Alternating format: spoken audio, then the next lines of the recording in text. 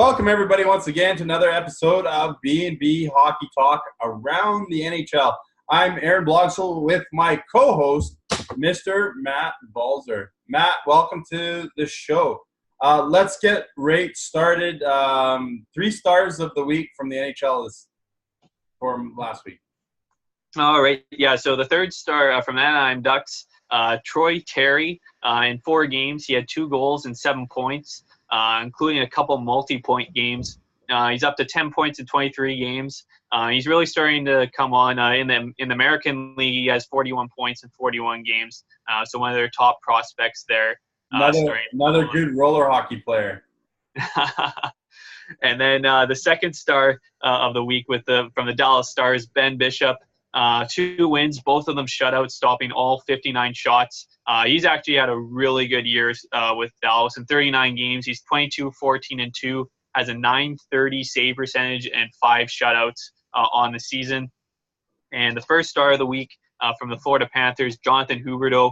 In 4 games, he had 4 goals, 9 points, and he's now up to 74 points in 69 games this season. As that line with him and Alexander Barkov and Evgeny Danilov have just absolutely been ripping it up. Especially Barkov, he could have probably been on this list as a runner-up for 3 stars of the week with like that 5 assist game that he had, setting a franchise record there. But yeah, not too bad for the 3 stars of the week there. Speaking of Barkov, 5 assists in 1 game last week. What do you got for us on him? Yeah, so with that 5 assist game, he was also a +5, and since 1995, only Wayne Gretzky and Marian Hossa have had a game where they've had 5 assists and been a +5 rating in a game, which is just absolutely crazy. And yeah, it's just like every game Barkov, it's just like he just keeps getting better and better. He got his 30th goal of the season as well, which is a career high for him. And there's a lot of Finns. Actually, I think I saw up around the 30-goal mark, like Aho and Rantanen are up to 30 goals, and Laine's 1 goal away from 30. And I believe once when Laine scores, I think the stat was that will be the most Finnish players to get at least 30 goals in a season in NHL history. I believe there's 4 of them. I'm trying to think of who the other one is. Mm-hmm. Yeah, off the top of my head. We said Aho, Laine, and Rantanen, right? Yeah. Oh, Barkov is the other one. Oh, yeah, Barkov. Yeah. So it'll be 5 in total there. Excellent. Playoff implications starting to heat up. Well, they've been heating up all year, but man, the East, Montreal now on the outside looking in. In the West, Arizona is only 1 point out of Minnesota and Dallas. Of those 2 teams, which do you see making it? Man, it's just like I like the way Dallas has been going. Their big guns have started to get going. Like Radulov, after that healthy scratch from missing the skate, he had a hat trick returning to the lineup. And Jamie Benn's been going there as well. Minnesota's starting to heat up. They're 6-2-2 in their last 10. I'm liking what they're doing. They beat Tampa Bay the other night. Jason Zucker having a hat trick in that game as well. Like Arizona is just like, I'm still going to count them out, even though they keep finding some way to win. They got a couple of guys back from injury, and Jason Demers and Michael Grabner, which will really help them down the stretch. But I think it's just sort of the way the standings are. I think that's the way they're sort of going to finish, because I think Colorado, Gabriel Landeskog, they got announced out 4 to 6 weeks with an upper body injury. That's going to be a huge loss for them, and I don't think they'll be able to get through that. Yeah, that definitely hurts their chances for sure. But Montreal, do you see them passing either Columbus, Carolina, or Pittsburgh? Oh man, it's really tough. Like those 2 losses in California against Anaheim and San Jose really came at a tough time. But Columbus, man, it's interesting to see which way they're going, because they've been struggling of late. But they had that big win against Pittsburgh last night. But I think Montreal will be the odd team out. Carolina, I think I'm actually a big believer in what Carolina is doing. They continue to roll and win. They had a big win in Nashville the other night. But yeah, I think Montreal will be that one team that'll just be on the outside looking in. But it sort of depends on what their big guys do, and if Carey Price can go on a really big hot streak, maybe they might edge their way in. But yeah, Carolina's just that team where it's just like, which way are they gonna go? Because like I think they're gonna be in, but yeah, it's basically like a 9-team race in the East now. Well, and I've really liked what Carolina's done since they picked up Nino Niederreiter. He's just fit right into that team. Some of those teams are playing unbelievable right now. The Washington Capitals, 9-1 in their last 10. Boston finally losing to Pittsburgh last night is the first game in 19 games that they did not register a point in the standings. That's unbelievable. But just salivating at some of these potential playoff matchups in the East. If the playoffs were to start today, it'd be Tampa against Columbus, Washington against Carolina, the Islanders home to Pittsburgh, and, of course, Boston and Toronto. Should Maple Leaf fans be worried? I would think so. It's just the way Boston always matches up against them.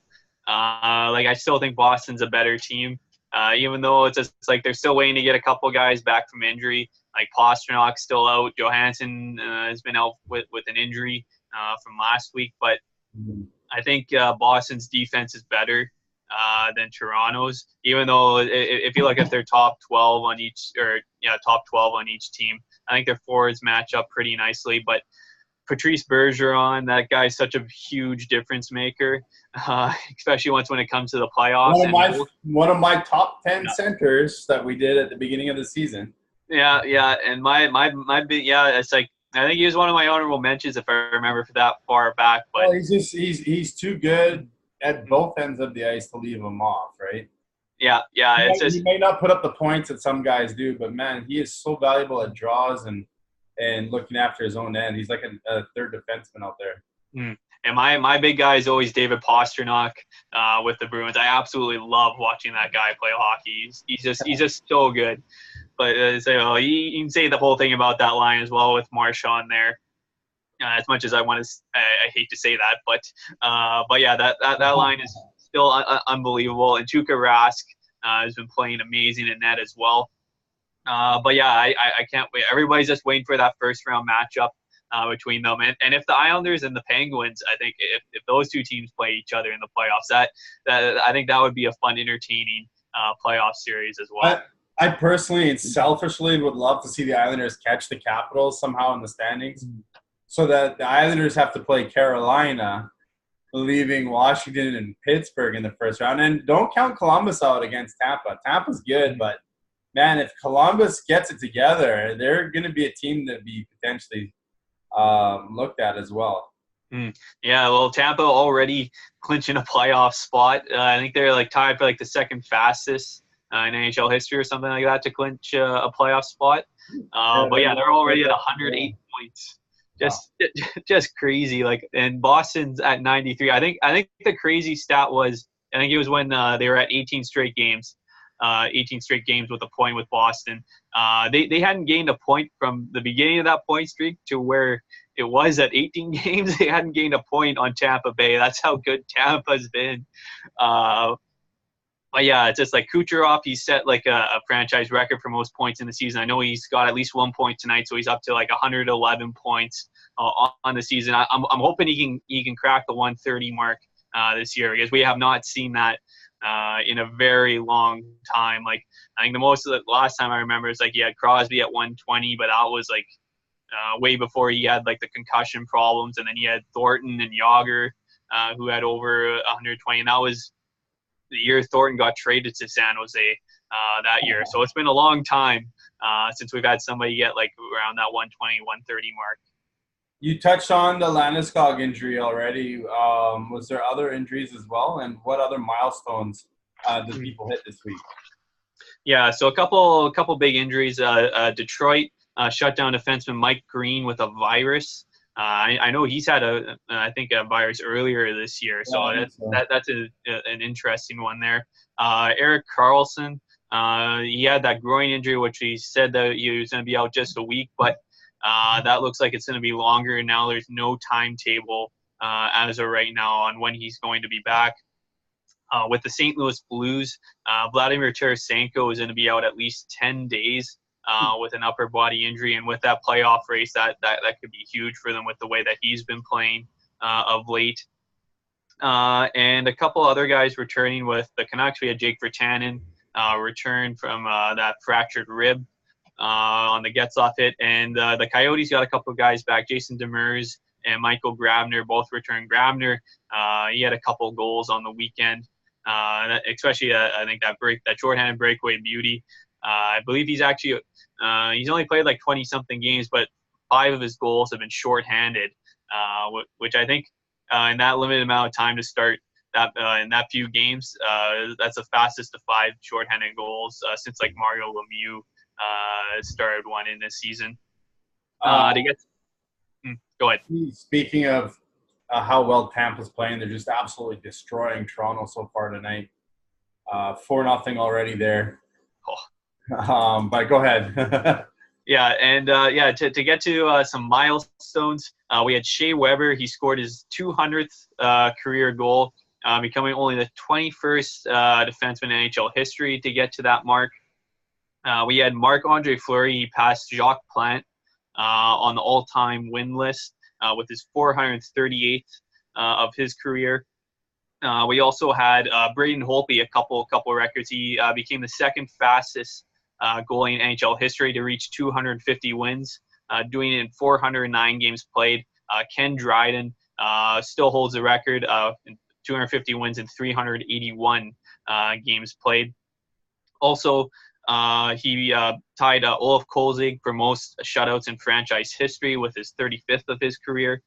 Cam Fowler became the all-time franchise leader in points by a defenseman with his 265th of his career.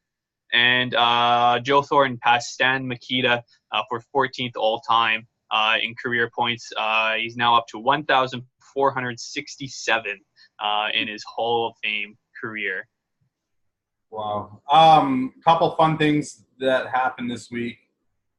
Brad Marchand has been absolutely dynamite on Twitter the last few days.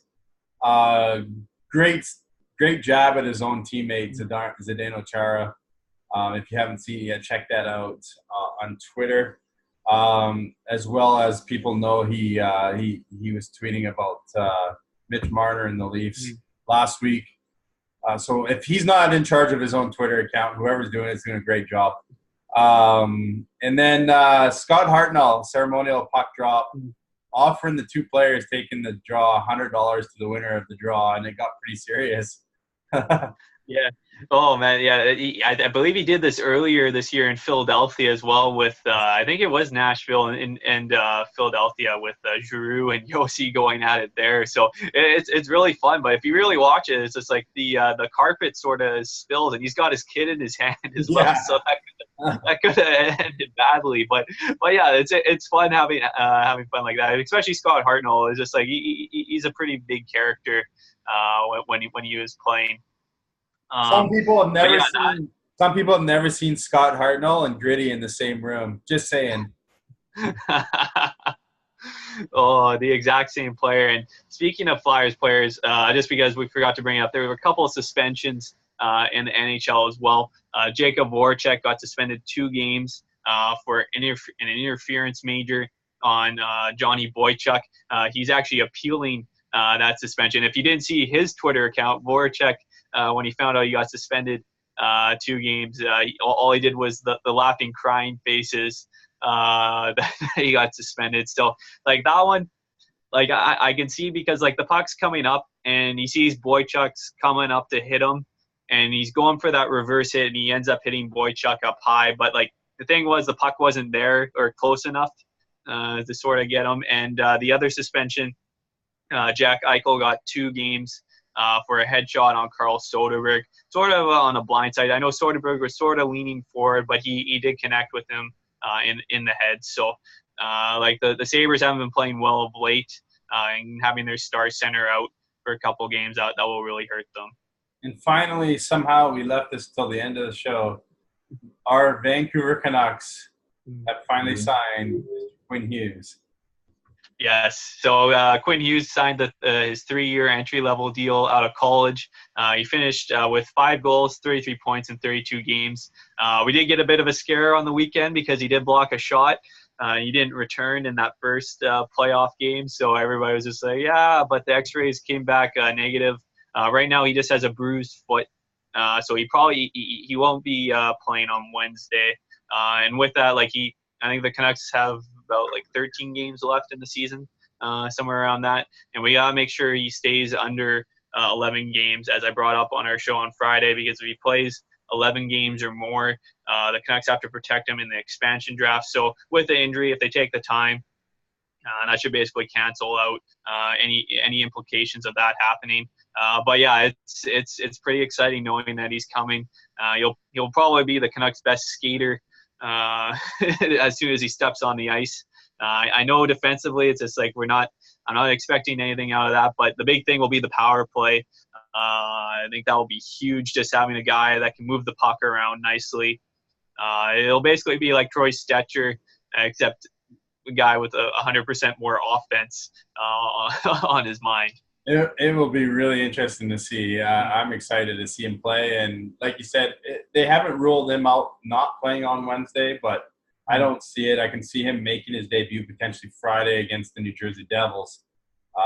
So it'll be exciting to watch for sure. But if you stumbled upon the show, remember to like and subscribe on Facebook under B&B Hockey Talk, where we also post a lot of highlights. Or if you're watching on YouTube, remember to like and subscribe. Please comment below. Tell us what you like. Tell us about your favorite teams. As always, we love to talk hockey, and we've got some great posts online, even though they're not all NHL. There's some great stuff. Great lacrosse goal the other night in, I believe it was the QMJHL or the O. The OHL. Yeah. So it's sort of funny because we talked about we never see those happen, and then we got two. We got 2 or 3 of them in a couple of weeks. So, anyways, I'm Aaron. He's Matt. I hope you enjoyed the show. We look forward to bringing you these each and every week, a few times a week, anyways. So, we'll see you probably on Wednesday, and again for our Vancouver Canucks special on Friday. Hope you guys have a great week, and we'll see you then.